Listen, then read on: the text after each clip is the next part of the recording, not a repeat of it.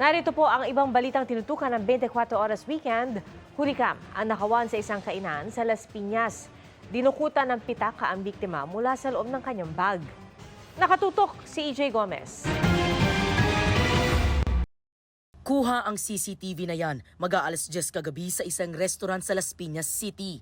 Makikita ang babaeng naglapag ng kanyang bag sa mesa. Kumuha siya ng pera sa wallet at nagbayad sa counter. Ilang saglit, isang lalaki ang pumasok na para bang uupo pero biglang kinuha ang wallet ng babae sa bag. Saka itinago sa ilalim ng kanyang t-shirt habang nagmamadaling lumabas ng restaurant. Kwento ni Jodel, staff ng restaurant, di raw niya napansin ang pagpasok ng lalaki habang abala siya sa pag-asikaso sa customer. Pagkatapos po niyang magbayad sa akin at nasuklihan ko na po siya, inano ko na po yung order niya.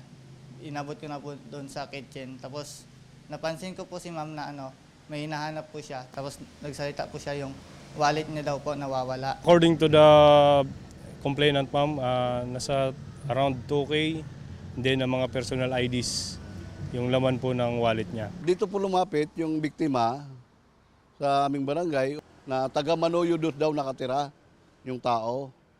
Hanggang ngayon po patuloy pa na hinahagila magpakakilanlan talaga ng tao at masukol. Ayon sa pulisya, posible ring residente ng Parañaque ang sospek. Maharap ang sospek sa reklamong theft. Para sa GMA Integrated News, EJ Gomez, nakatutok 24 oras.